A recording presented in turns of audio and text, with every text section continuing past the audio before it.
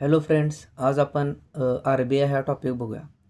आता R B आयची स्थापना जर बघितली आपण तर रिझर्व्ह बँक कायदा 1934नुसार आर बी आयची स्थापना झालेली आहे.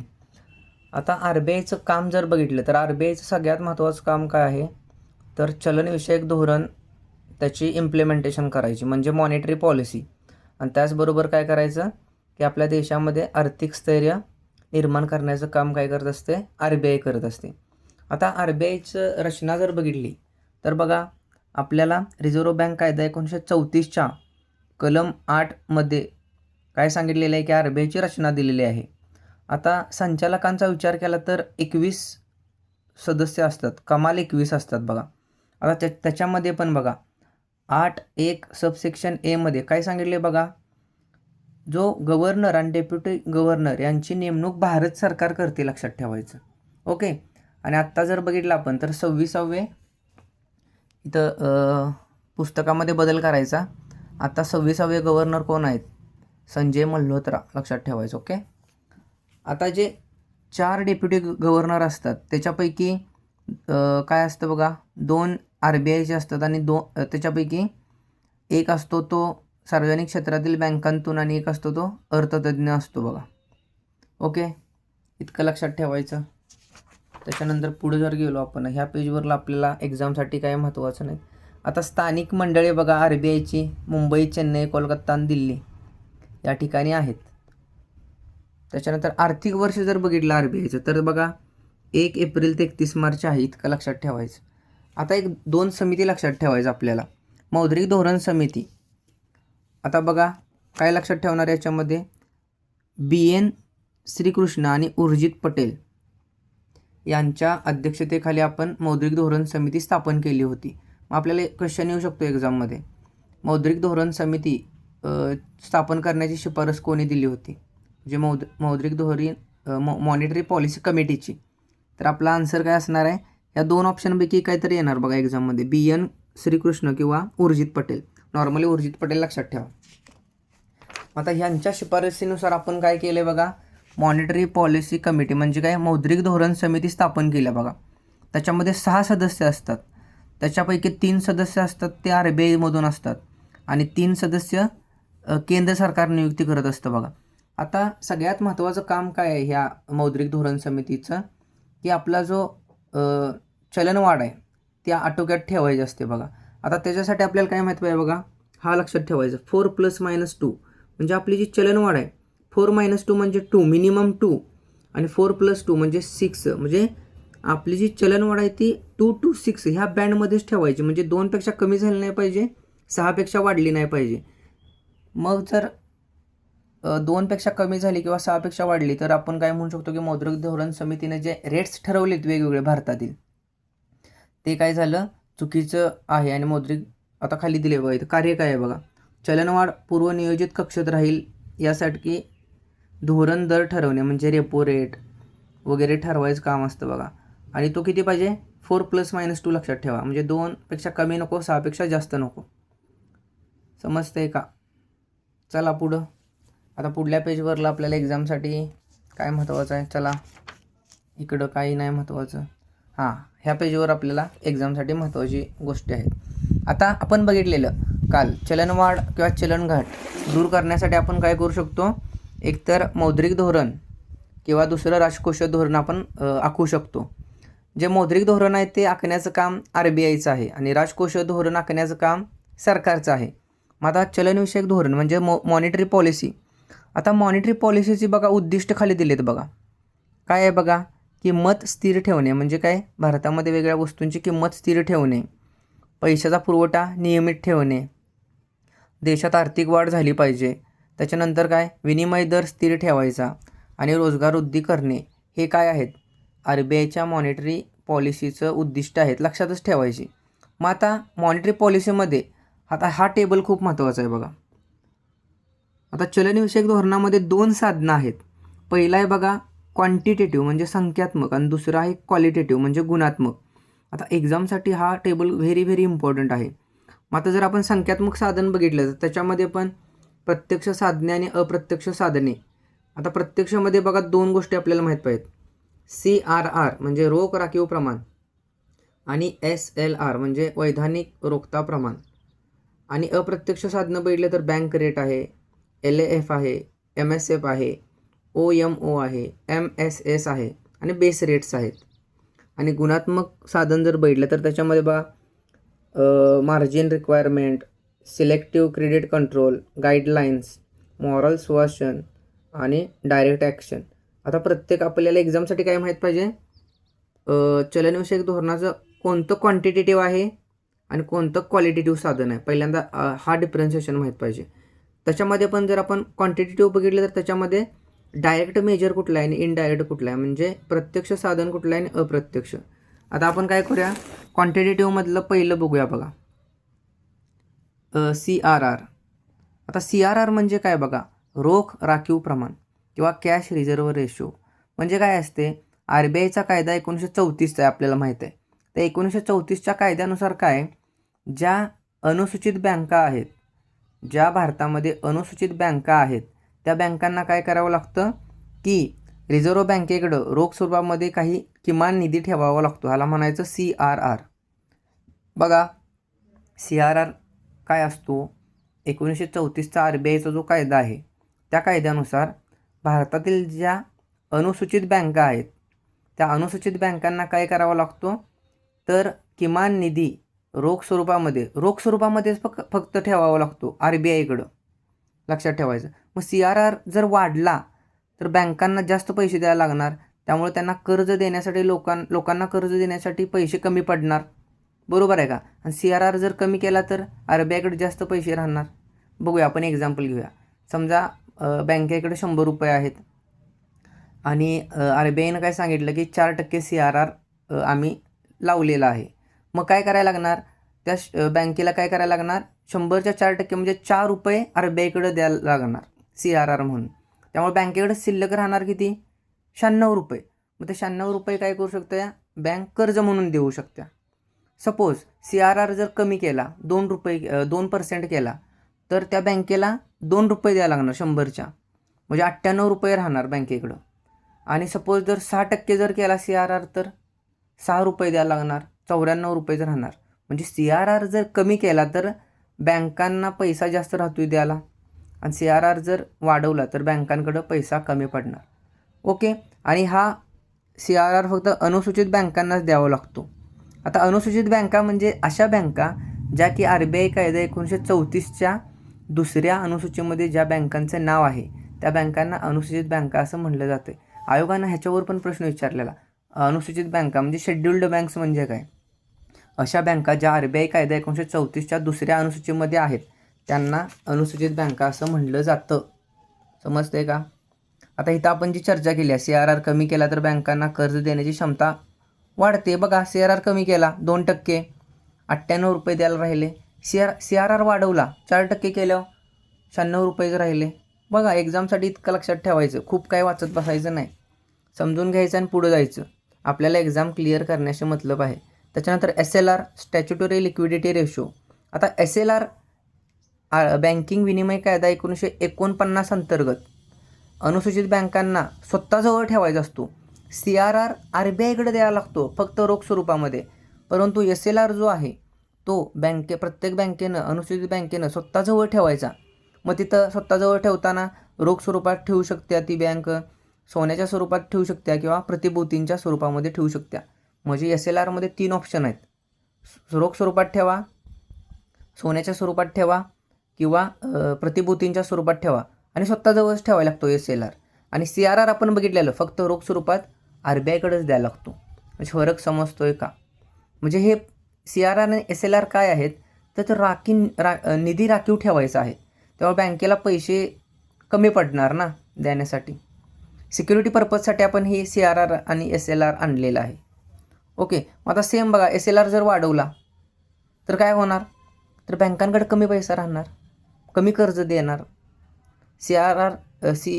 SLR जर मग कमी केला तर बँकांकडे जास्त पैसा राहणार, कर्ज जास्त देऊ शकते. समजतंय का. समजलं. चला पुढं. आता बघा आपण संख्यात्मक साधनात पहिल्यांदा CRR आणि SLR जी की प्रत्यक्ष साधनं आहेत ती बघितलं. ओके. आता अप्रत्यक्ष साधनाचा विचार केला तर पहिलं कुठलं अप्रत्यक्ष साधन आहे बघा, बँक रेट. आता बँक रेट म्हणजे काय बघा, ज्यावेळेस RBI आपल्या देशातील बँकांना दीर्घ कालावधीसाठी कर्ज देते त्यावेळेस ज्या दरानं ती RBI ह्या बँकांना कर्ज देते दीर्घ कालावधीसाठी त्याला म्हणायचं बँक दर. ओके, आता बँक दर जर वाढवला समजा तर काय करणार, RBIनं जर जास्त बँक दर केला तर आपल्या देशातील बँकांना पण महागच बसणार. त्यामुळे त्या काय करणार, कर्जाचा दर पण वाढवणार आपल्याला. ह्याच्या उलट बँक दर जर कमी केला RBIनं तर मग काय होणार, कर्ज स्वस्त होणार, मग बँका पण स्वस्त दरानं कर्ज देणार. बघा समजून घ्यायचं हे. बँक रेट म्हटलं तर काय बघा, RBI वेगवेगळ्या बँकांना जे दीर्घ कालावधीसाठी कर्ज ज्या दरानं देतं त्याला बँक दर म्हणायचं. समजते का? पुढं लक्षात ठेवा, LAF लक्षात ठेवा. LAF लिक्विडिटी ॲडजस्टेड फॅसिलिटी, ही पण काय आहे, एक संख्यात्मक साधन आहे अप्रत्यक्ष पद्धतीचं. बँक दर संख्यात्मक साधन आहे अप्रत्यक्ष पद्धतीचं. प्रत्यक्ष साधनं दोनच लक्षात ठेवायची, संख्यात्मक, CRR आणि SLR. समजते का? आता रेपो रेट म्हणजे काय बघूया आपण. आता ही LAF आहे ती 2004ला सुरू झाली, ते एक लक्षात ठेवा. आता रेपो रेट लक्षात ठेवा. मगाशी आपण बँक रेट बघितलेलं तेव्हा काय होतं, दीर्घ कालावधीसाठी RBI बँकांना कर्ज ज्या दराने देते त्याला बँक दर म्हणतो. रेपो रेट म्हणजे काय, RBIच कर्ज देते बँकांना परंतु अल्प कालावधीसाठी देत असते. म्हणजे बघा, RBI भारतातील बँकांना अल्प कालावधीसाठी ज्या दराने कर्ज देते त्याला म्हणायचं reverse repo, repo rate, okay, repo म्हणायचं. आणि रिव्हर्स रेपो ह्याच्या उलट, रिव्हर्स रेपो म्हणजे काय असणार आहे, तर काय वेळी काय होतं, बँक RBIला अल्प कालावधीसाठी कर्ज देतं. ओके, त्याला म्हणायचं रिव्हर्स रेपो. इतकंच लक्षात ठेवायचं. पुढं बघा, अजून एक आपल्याकडं अप्रत्यक्ष संख्यात्मक साधन आहे MSF, मार्जिनल स्टँडिंग फॅसिलिटी, 2011ला सुरू केल्या. इतकं लक्षात ठेवायचं. पुढं जायचं. ओपन मार्केट ऑपरेशन, हे एक काय आहे तर संख्यात्मक अप्रत्यक्ष साधन आहे. बघा इतकंच लक्षात ठेवायचं. आपण काय काय बघितलं बघा आत्तापर्यंत. सगळ्यात पहिल्यांदा काय बघितलं की संख्यात्मक मधलं प्रत्यक्ष साधन काय आहे, CRR म्हटले काय लक्षात ठेवणार, 1934चा कायदा. अनुसूचित बँकांना RBI मध्ये रोख स्वरूपामध्ये काही निधी ठेवावा लागतो. मग CRR वाढवला, बँकांना पैसे कमी पडणार कर्ज द्यायला. CRR कमी केला, बँकांची पतनिर्मिती वाढणार. SLR म्हटलं तर काय लक्षात ठेवणार, 1949चा कायदा. प्रत्येक अनुसूचित बँकेला स्वतःजवळ, बघा फरक लक्षात ठेवायचा, स्वतःजवळ रोख स्वरूपात, सोन्याच्या स्वरूपात किंवा प्रतिभूतींच्या स्वरूपामध्ये पैसे ठेवण्याचा निधी ठेवावा लागतो. बरोबर. मग आपण ही दोन प्रत्यक्ष साधनं बघितली संख्यात्मकमधले. मग त्याच्यानंतर संख्यात्मकमधलं अप्रत्यक्षमधलं पहिलं बँक रेट बघितलं. दीर्घ कालावधीसाठी RBI बँकांना ज्या दरानं कर्ज देते तो बँक दर. त्याच्यानंतर आपण काय बघितलं, LAF liquidity adjusted facility. LAF लक्षात ठेवा, इंग्लिशमधून लक्षात ठेवायच्या ह्या गोष्टी. 2004ला सुरू केले.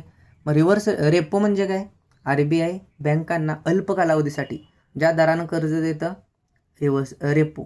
रिव्हर्स म्हणजे ह्याच्या उलट, बँका RBIला अल्प कालावधीसाठी कर्ज देतं त्यावेळेस जो दर असतो. ओके. आता तुम्ही म्हणणार RBI कर्ज का घेतं. बघा RBI कर्ज का घेतं तर समजा चलनवाढ झाल्या, मग चलनवाढ का झाल्या हो, लोकांच्या हातातील पैसा वाढला आहे त्यामुळे लोक मागणी करतात. मग मागणी वाढल्यामुळं दर वाढतो. मग आपल्याला कसा पण करून लोकांच्या हातातील पैसा कमी करायचा आहे. लोकांना पैसा मिळतो तर कुठून, तर बँकांमधून. मग बँकांचं कर्ज कमी करायचं आहे. मग आपण काय करणार, RBI काय करणार मग, तर ह्या बँकांना म्हणणार ही जरा प्रतिभूती आणि मला पैसे द्या. ओके. मग तो सगळा पैसा शोषून घ्यायचा. यासाठी RBI पण कर्ज घेतं. त्याला म्हणजे रिव्हर्स रेपो ही फॅसिलिटी आहे अल्प कालावधीसाठी. आणि परत चलनवाढ नियंत्रणात आली की आणि सोडायचा पैसा.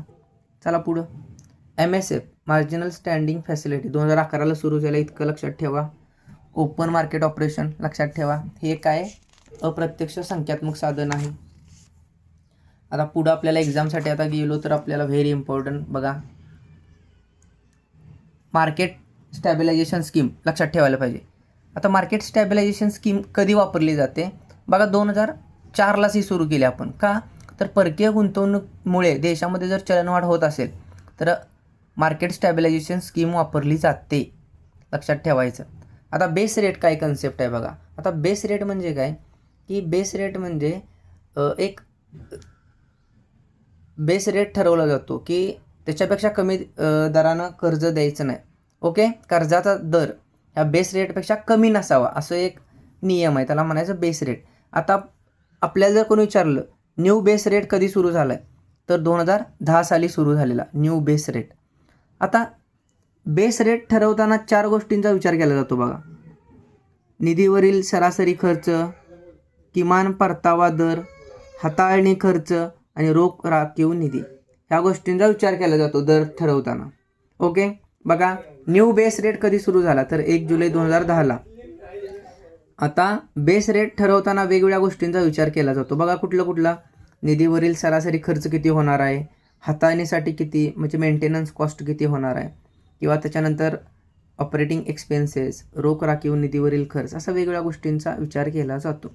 आता आपण आधी बेस रेट वापरायचो, मग त्याच्यानंतर 2016ला आपण काय केला, marginal cost of fund based lending rate. फक्त लक्षात ठेवा 16ला MCLR सुरू झाला आहे, बाकी काही लक्षात ठेवायची गरज नाही.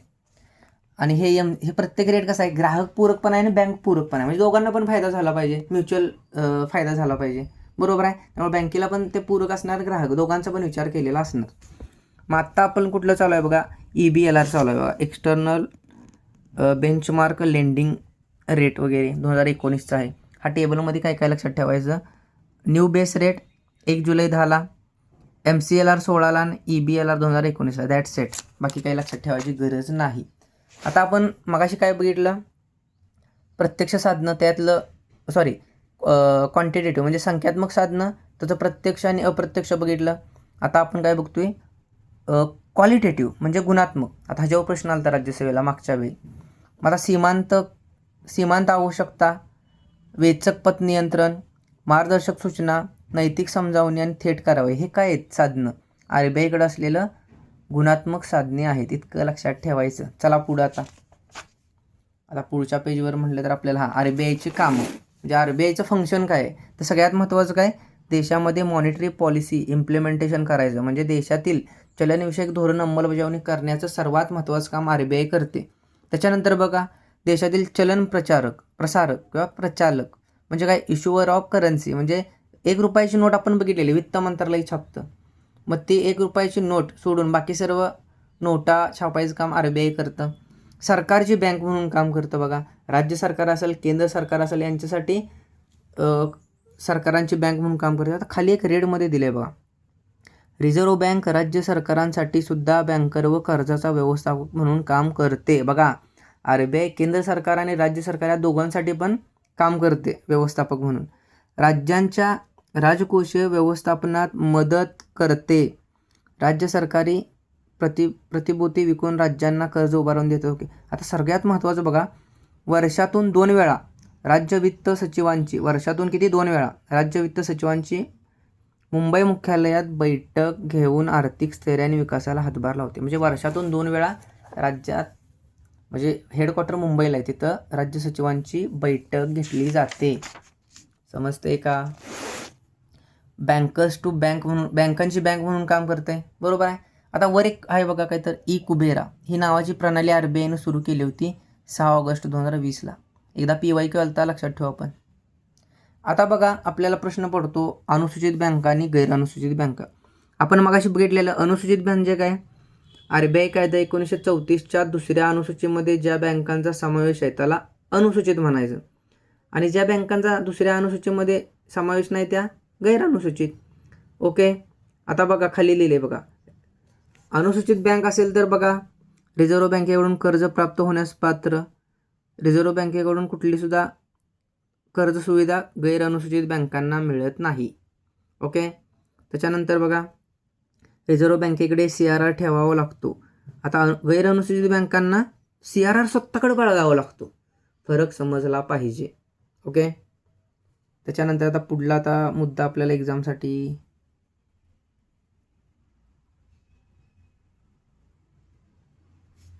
चला पुढे जाऊ आता एक्झामसाठी. व्हेरी इम्पॉर्टंट, अग्रणी बँक योजना. आता लीड बँक स्कीम म्हटलं जाते. आता बघा 1967 साली काय केली होती, राष्ट्रीय पत परिषद डॉक्टर धनंजयराव गाडगीळ यांच्या अध्यक्षतेखाली 1967ला काय केलं होतं, राष्ट्रीय पत परिषद स्थापन केली होती. मग यांच्या शिफारसी अंतर्गत आपल्याला प्रश्न पहिल्यांदा काय येणार, लीड बँक स्कीम किंवा अग्रणी बँक योजना कधी सुरू झाली, 69 कोणाच्या शिफारसीनं, तर धनंजय गाडगीळ समिती आणि नरिमन समिती अशा 2 समितींनी शिफारस दिली होती. आता क्षेत्रीय दृष्टिकोन शिफारस केली होती, ही एक लक्षात ठेवा. एरिया अप्रोच म्हणजे काय, एका जिल्ह्यासाठी एका बँकेनं काय करायचं, त्या जिल्ह्याची पत नियंत्रण करायचं काम करायचं असं ठरवलेलं क्षेत्रीय अप्रोच लक्षात ठेवायचं. एक बँकेने तो जिल्हा दत्तकच घ्यायचा आणि त्या सगळं जिल्ह्यामध्ये किती पत लागतंय त्यासाठी उपाययोजना करायचं, इतकं लक्षात ठेवायचं. बघा, प्रादेशिक स्तरावर वित्त पुरवठा करण्याची म्हणजे गरज भागवावी हा त्याचा उद्देश होता. ओके, आता सगळ्यात नेक्स्ट इम्पॉर्टंट आहे बघा काय, अग्रक्रम क्षेत्र योजना. आता अग्रक्रम क्षेत्र योजना अग्रक्रम क्षेत्र कर्ज म्हणजे काय, प्रायोरिटी सेक्टर लेंडिंग, PSL म्हटलं जाते ह्याला. आता काय केलं जातं आहे, वेगवेगळ्या 8 क्षेत्रांसाठी ही कर्ज आपल्याला अवेलेबल असतं. आता 8 क्षेत्र कुठले आहेत बघा, आपलं सगळ्यांचं कृषी, त्याच्यानंतर गृह आहे, शिक्षण आहे आणि एक्सपोर्ट आहे. बघा 8 आहेत, त्यामुळे 4-4चं गट करायचं. कृषी म्हणजे ॲग्रिकल्चर, होम म्हणजे housing, third education, E for education, E for export. Agriculture, housing, education आणि एक्सपोर्ट ह्या 4चा गट झाला. परत 4चा गट कसा करायचा, सामाजिक पायाभूत सुविधा, पुनर्निर्मिती, श्रम, ऊर्जा, दुर्बल घटक आणि सूक्ष्म, लघु आणि मध्यम उपक्रम. किती सोपं आहे बघा. अग्रक्रम क्षेत्र 8 वेगवेगळ्या क्षेत्रांसाठी दिले जाते. पहिलं काय, ॲग्रिकल्चर म्हणजे कृषी, हाऊसिंग म्हणजे गृह आणि 2 Eचे एज्युकेशन आणि एक्सपोर्ट म्हणजे शिक्षण आणि निर्यात. आणि राहिलेले 4 कुठले आहेत बघा, सामाजिक पायाभूत सुविधा आहे, पुनर्निर्मिती, ऊर्जा आहे, त्याच्यानंतर काय दुर्बल घटक आणि लास्टचं काय आपण बघितलेलं सूक्ष्म, लघु आणि मध्यम उपक्रम. आता बघा, भारतातील व्यापारी बँका आणि परकीय बँका यांना 40% कर्ज ह्या वरल्या 8 क्षेत्रांना देणं कंपल्सरी आहे. कमीत कमी 40% कर्ज ह्या वरल्या क्षेत्रांना दिलंच पाहिजे. नाही दिलं तर काय होणार, तो समजा 40%पैकी एखाद्या बँकेनं काय केला, 20%च दिला, मग त्याला कमीत कमी 20% 40% द्यायचा होता, मग 20% होता तो एक निधी बनवलेला असतो, त्यात जमा करावा लागतो बँकेला. ओके, समजा एखाद्यानं 36% दिला तर 4% निधी काय करायला लागणार, तो त्या निधीमध्ये फंडमध्ये जमा करावा लागणार. आता हा टेबल व्हेरी इम्पॉर्टंट आहे बघा. काय लक्षात ठेवणार, एकूण अग्रक्रम क्षेत्र कमीत कमी 40% तर दिलं पाहिजे. आता त्या 40% पैकी 18% शेतीला द्यायचं आहे. त्या 18%त पण 10% लघु आणि सीमांत शेतकऱ्यांना. आता लघु आणि सीमांत शेतकरी म्हणजे असे शेतकरी ज्यांना 2 हेक्टरपेक्षा कमी क्षेत्र आहे. बघा, 40% पैकी 18% शेतीला द्यायचं आहे. कुठल्या शेतकऱ्यांना द्यायचं, जे की लघु आणि सीमांत आहे, कमीत कमी त्यांना 10% त्या तसले शेतकरी पाहिजेत कर्ज घेणारे. त्याच्यानंतर सूक्ष्म उपक्रमांना 7.5 आहे आणि दुर्बल घटकांना 12%. हा टेबल व्हेरी इम्पॉर्टंट आहे बरं का भाई.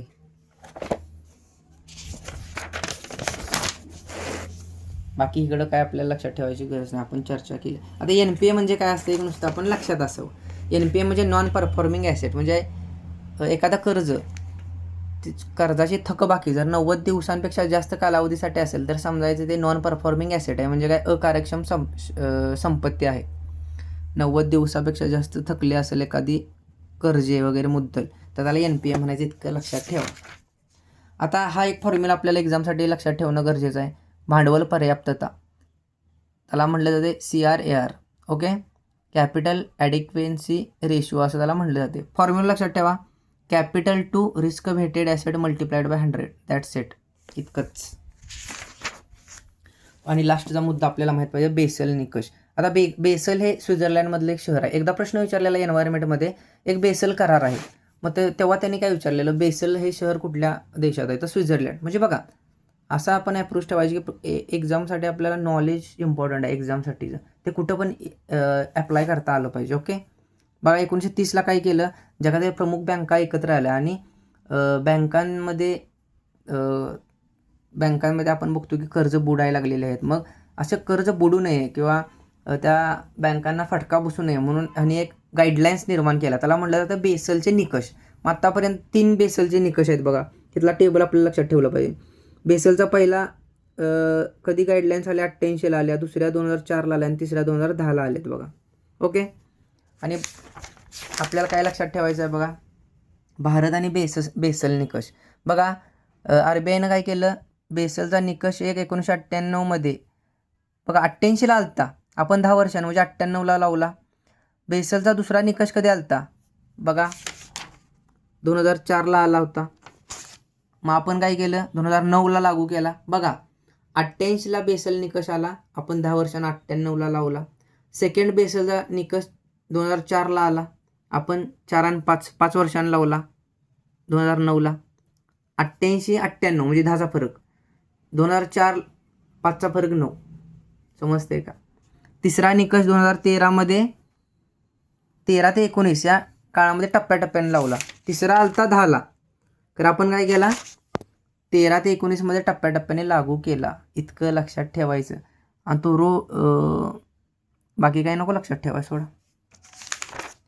अशा पद्धतीने आपण RBI नावाचा टॉपिक बघितला आणि होपफुली तुम्हाला हे लेक्चर्स बेनिफिशियल होत असतील. तुम्हाला जर आवडले असतील तर तुमच्या मित्रांना पण, ज्या गरजू ग्रामीण भागामधील जे स्टुडंट अभ्यास करतात त्यांच्यासोबत शेअर करा. Thank you so much.